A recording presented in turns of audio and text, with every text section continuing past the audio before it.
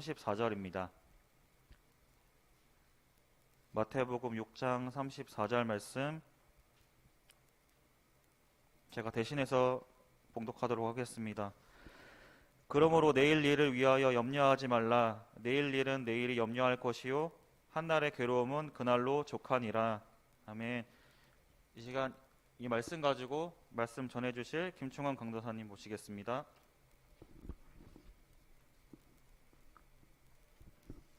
네, 감사합니다. 네, 여러분 한 주간 잘 지내셨나요? 네, 여러분 제가 여러분들에게 숙제를 하나 내드렸는데요. 바로 이제 하나님의 영광을 위하여 일주일 동안 살아보고 그거를 이제 나눠 보라고 했습니다. 여러분 예배 시간 이후에 조원들과 함께 같이 한번 나눠 보는 것도 굉장히 좋을 것 같습니다. 저에게 있어서 하나님의 영광을 위한 일주일을 살아낸다는 것은 굉장히 저로서도 굉장히 어려운 일이었습니다. 정말로 이 순간순간마다 회개 시간들이었다고 할 수 있습니다. 오늘 이 시간은 우리가 살면서 안 할 수 없는 그런 것 중에 하나입니다. 바로 그것은 염려입니다. 우리가 살면서 염려를 안 할 수가 없습니다. 여러분의 한 가지 이야기를 드리겠습니다. 이제 갓 신학교를 졸업한 26살 청년이 있었습니다. 어려서부터 하나님을 믿어왔고 나름 잘 알고 있다고 생각했습니다. 가장 큰 고민이 두 가지가 있었습니다. 이 청년에겐. 그거는 내일 뭐하지? 그리고 이렇게 살아도 될까? 였습니다. 졸업한 이후로 내 마음대로 살아보겠다고 생각했던 이 청년은 밤새 게임도 해보고 친구를 만나서 밤새 이야기도 하고 사우나도 가고 그랬습니다. 그래서 이 청년의 고민이 해결되었을까요? 아니요. 매일매일 이 두 가지 고민들이 연장이 되었습니다. 내일은 누굴 만나지? 이렇게 살아도 되는 건가? 라는 질문이 계속 반복되었던 것입니다. 오늘 본문인 마태복음 6장 34절에선 이렇게 말하고 있습니다. 우리 다 같이 읽어보도록 하겠습니다. 그러므로 내일 일을 위하여 염려하지 말라. 내일 일은 내일이 염려할 것이요 한날의 괴로움은 그날로 족하니라. 여러분, 이 한날의 괴로움이라는 말을 묵상해 보신 적 있으신가요? 네, 쉽지 않았을 거예요. 네, 오늘이 주일이잖아요. 주일에는 주일에 괴로움과 염려가 있고 월요일에는 월요일에 염려와 괴로움이 있을 것입니다. 또한 화요일에도 분명 괴로움과 염려가 있을 거예요. 이것을 제가 선지자나 예언자라서 아는 것이 아니라 예수님이 하신 말씀입니다. 예수님이 말씀하신 거예요. 우리에게 매일매일의 괴로움과 염려가 있다는 것입니다. 여러분에게도 분명 염려가 있을 것입니다. 이 코로나뿐 아니라 취업, 그리고 미래에 대한 고민, 그리고 연애와 차, 집, 이런 결혼, 이런 문제들이 여러분에게 있을 것입니다. 그 중에서도 우리가 너무나도 잘 알고 있는 노량진에 있는 청년들, 그리고 제가 있던 교회에서도 예전에 전 교회 사역하던 교회에서도 분명히 이러한 청년들이 있었습니다. 공무원 시험을 준비하고 또한 그것 때문에 교회에 나오지 않는 청년들. 그 청년들이 노량진이나 이 신림 그쪽에 가 있으면서 소위 이 지옥고라고 하더라고요. 저도 이제 TV를 보고 처음 알았는데 이 지옥고라는 것이 지하방, 옥탑방, 그리고 고시원 이렇게 이야기를 하더라고요. 이 지옥고에서 생활하면서 고시를 준비하는 학생들, 성공하기 위해서 공부를 하는데 정말 그 끝이 보이지 않는 그런 생활을 하는 사람들, 그렇게 해서 겨우 힘들게 취업을 했고 또한 공무원이 됐는데도 여전히 불안한 사람들. 네, 저번 주에 제가 파이어족이라는 걸 설명을 했죠. 이 파이어족은 30대, 40대에 은퇴를 준비하겠다는 것입니다. 친구들과의 만남도 끊고 내 주변 사람들과의 만남을 끊고 내 돈을 최소한 절약하고 그렇게 돈을 모아서 빨리 은퇴를 하겠다는 것입니다. 이 불안한 그 마음을 못 견디니까 내가 최소한으로 살고 그걸 통해서 빨리 은퇴를 하겠다는 것입니다.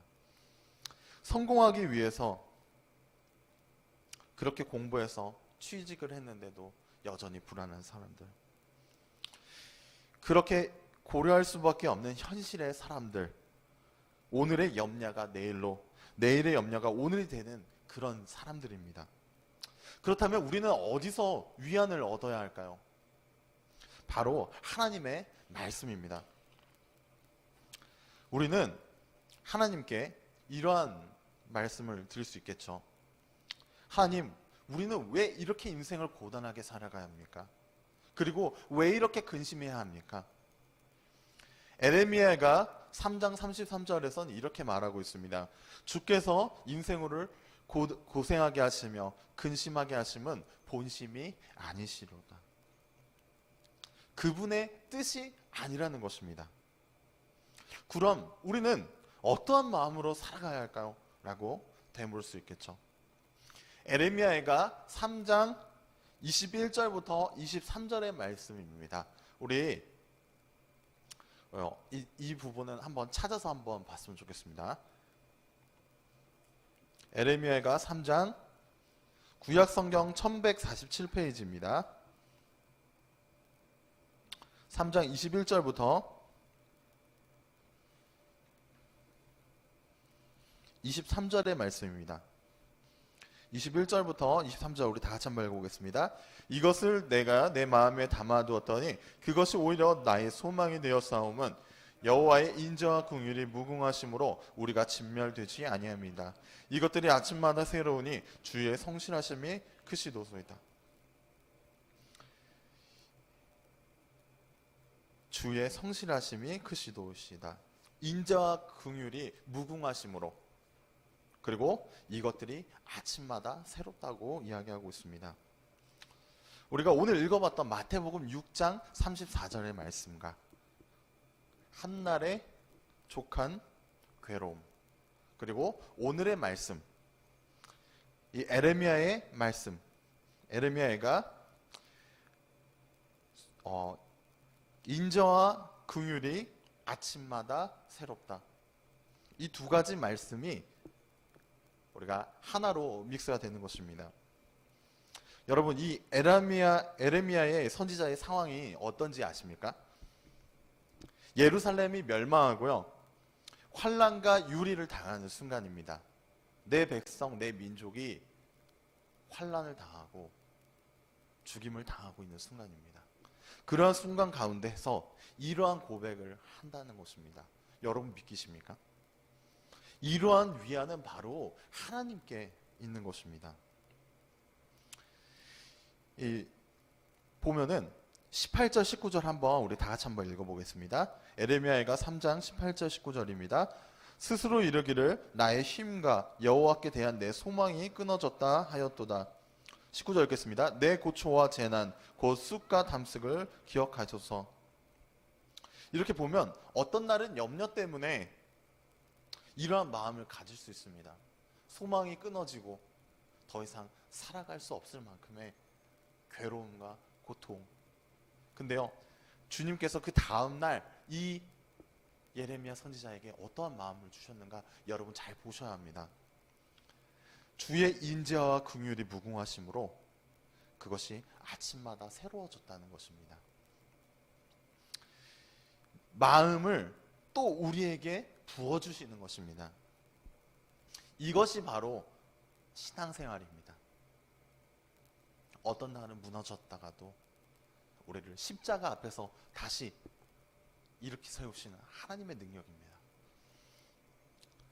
우리는 이러한 질문을 할 수 있을 것입니다. 하나님, 우리를 그냥 완전히 성화된 상태로, 완전한 성화에 이끌으신 상태로 우리를 불러주셨으면 좋았잖아요. 우리가 그렇게 하실 수 있다는 걸 어떻게 알 수 있죠? 예수님이 다시 오시면 그렇게 할 수 있다는 것을 우리는 너무나도 잘 알고 있습니다. 예수님이 다시 오시면 저는 죄를 짓지도 않을 것이고 또한 염려도 없어질 것입니다. 어차피 나중에 그렇게 해 주실 것이라면은 지금 그렇게 해 주세요.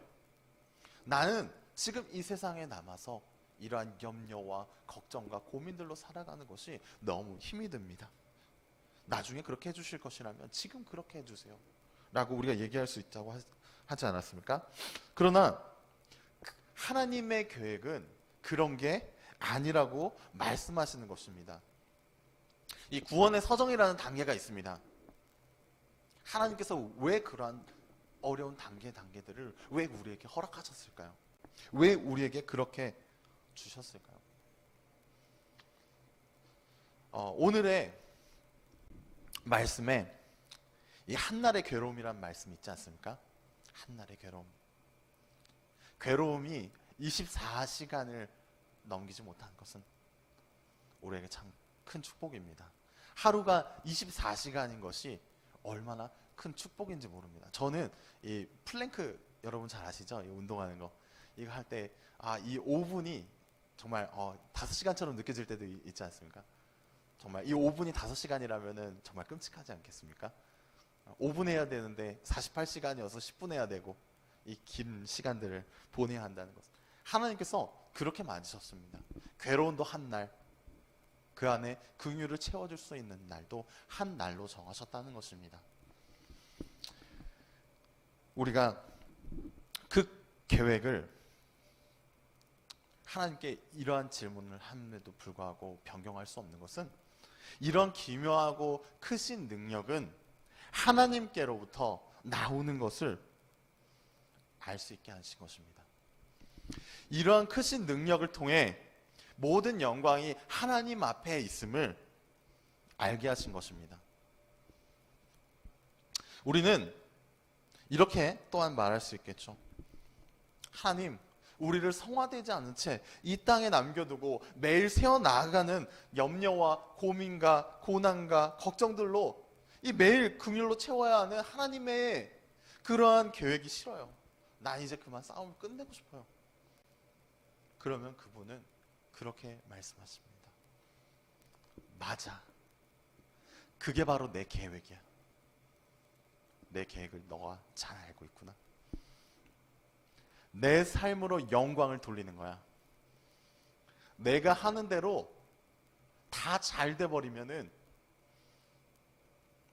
내가 했다고 생각하고 내 덕분에 됐다고 생각하고 너는 반드시 교만해지고 거만해지고 나를 버리게 될 거야. 너는 내 말씀에 빛을 비추어 살아가라. 그렇게 말씀하시는 것입니다. 여러분 딱 제 모습을 보면 그렇습니다. 다이어트를 하게 되면 어제 먹었던 밥으로 오늘이 이 에너지가 공급이 되고 그랬으면 참 좋겠다고 생각할 때가 있습니다. 그러나 절대 그렇지 않죠. 어제 밥을 안 먹으면 오늘 힘들잖아요. 오늘이 어제 먹은 밥이 오늘의 에너지가 되지 못하듯이, 그리고 어제 먹었던 밥이 물이 오늘의 갈증을 해소하지 못하듯이, 그리고 작년에 넣었던 그 자동차의 기름이 오래 달릴 수 있는 기름이 될 수 없듯이 오늘 충분히 주시는 긍휼이 우리 가운데 날마다 새로워져서 내 오늘의 염려와 괴로움을 비워버리고 우리가 주님 안에서 긍휼과 은혜로 날마다 새로울 수 있도록 도우신다는 것입니다. 우리는 너무나도 하나님께 큰 걸 바라는 거예요. 우리가 핸드폰을 하루 종일 쓰잖아요. 그러면 그 다음날 충전해야 되고, 하나님께서는 그 방법을 왜 우리에게 택하셨을까요? 바로 하나님을 찾아가라는 것입니다. 그 핸드폰에 전기가 어디서 왔는지 알게 하신다는 것입니다. 우리로 은혜를 채워주시고 그 은혜가 어디서부터 오는 건지 하나님이 알게 해주신다는 것입니다. 우리로 은혜를 채워주심은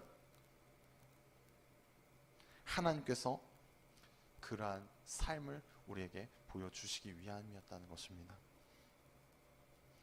그래서 우리가 날마다 새로울 수 있도록 그분께서 도우시는 것입니다.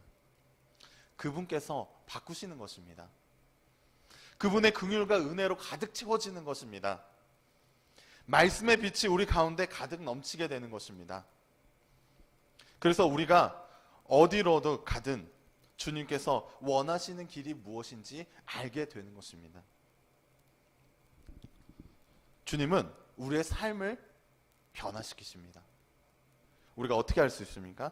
시편 30편에 이렇게 나와 있습니다. 시편 30편 11절 말씀입니다. 제가 읽어드리겠습니다. 주께서 나의 슬픔이 변하여 내게 춤이 되게 하시며 나의 베옷을 벗기고 기쁨으로 띄우셨나이다.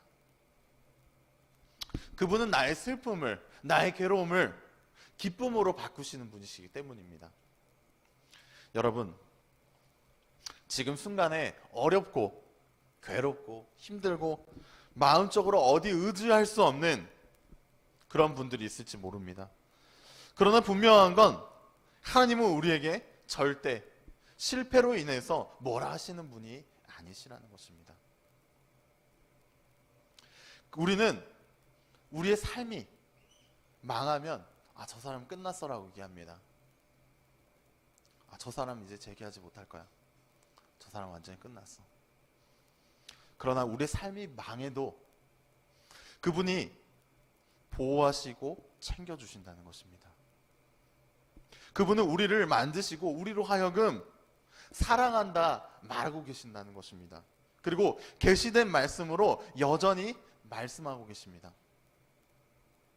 창세기 1장. 하나님이 우리를 만드시고 하셨던 말, 심히 좋았더라. 하나님은 여러분이 태어나던 날 그리고 부모님의 사랑을 받은 것 모두 아십니다. 그리고 여전히 이 성경을 통해서 여러분에게 말씀하십니다. 심히 좋았더라. 우리가 그 사랑을 깨닫고 그분이 원하시는 삶을 살아가야 합니다. 조금 돌아가도 괜찮습니다. 우리가 조금 실패하고 넘어져도 괜찮습니다.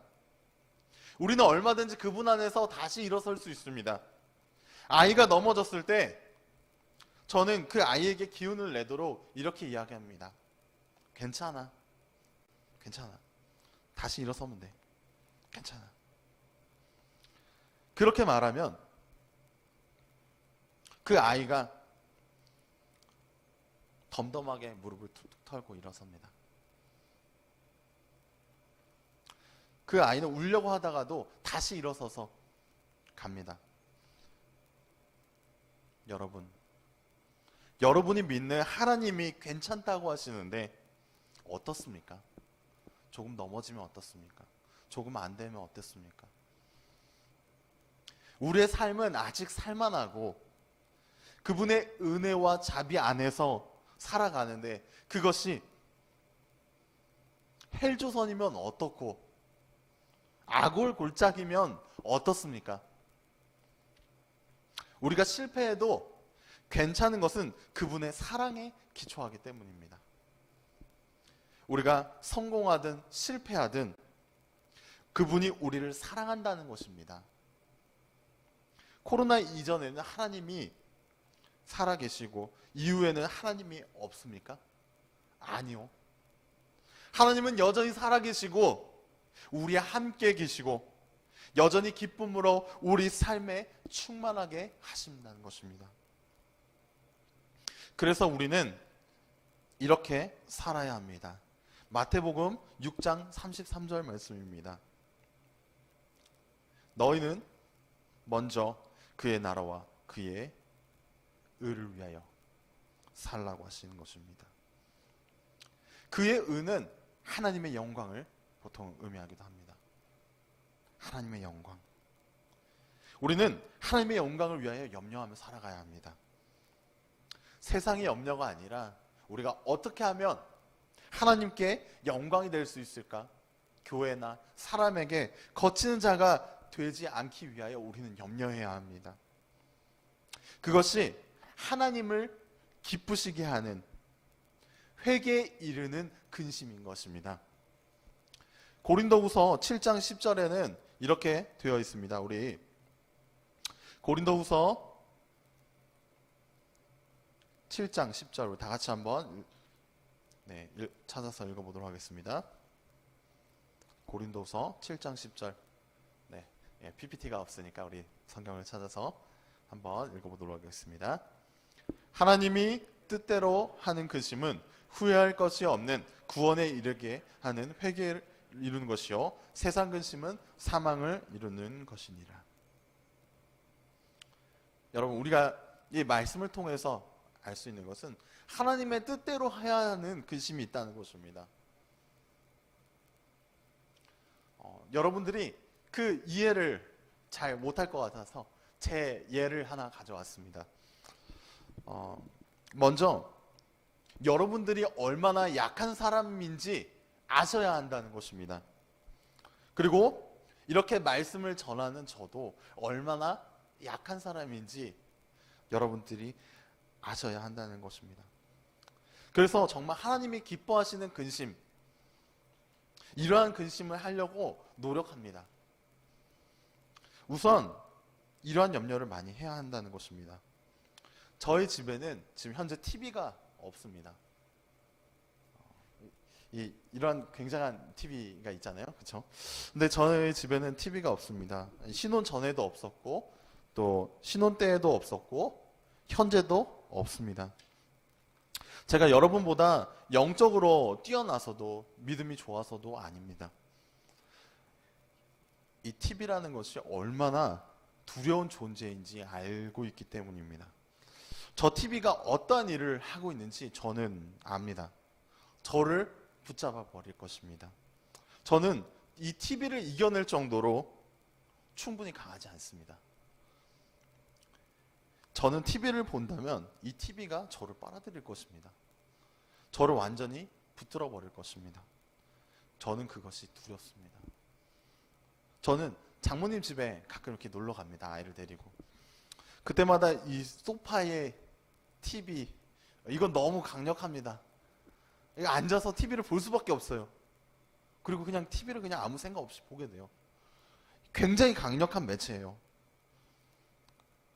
네, 저희 딸이 있습니다. 저희 딸. 아직 2돌이 안 된 3살짜리 딸이 있습니다. 이 아이도요, TV 앞에 앉아 있으면 그냥 앉아서 밥을 잘 받아 먹습니다.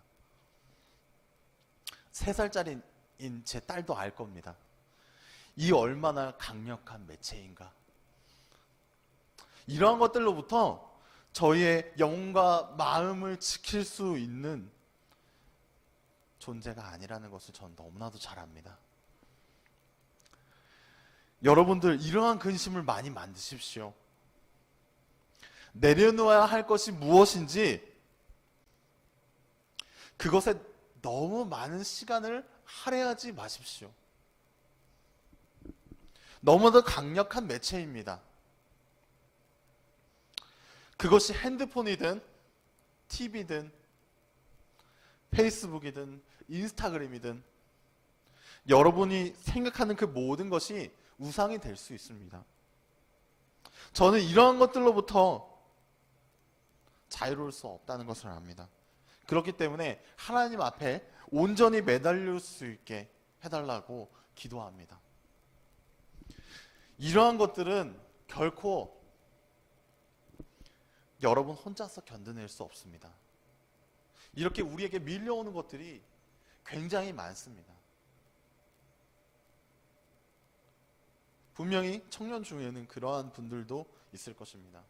성경 한 장은 못 읽어도 인스타그램은 1시간씩 하거나 페이스북은 1시간씩 하거나 자기 직전에 습관적으로 굉장히 무서운 겁니다. 이러한 습관이 굉장히 무서운 것입니다. 이러한 것들은 여러분 혼자서 견뎌낼 수 없습니다. 그래서 주님은 오늘도 은은하게 우리에게 말씀하고 계신다는 것입니다. 마태복음 한번 찾아보겠습니다. 마태복음, 자, 우리 마태복음 11장 28절 말씀입니다.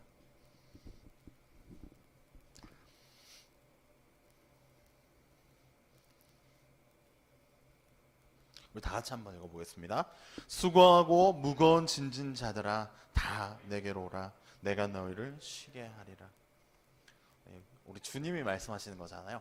우리 좀 더 이제 성경 말씀이라고 딱딱하게 읽지 말고 주님이 읽어주시는 것처럼 우리가 좀 부드럽게 다시 한번 읽어보겠습니다. 수고하고 무거운 짐진 자들아 다 내게로 오라. 내가 너희를 쉬게 하리라. 그분이 우리를 초대하고 계신다는 것입니다. 우리 안에서 역사하시고 날마다 새로운 피조물이 되게 하시는 그 주님께서 우리를 다 오라고 초대하고 계신다는 것입니다.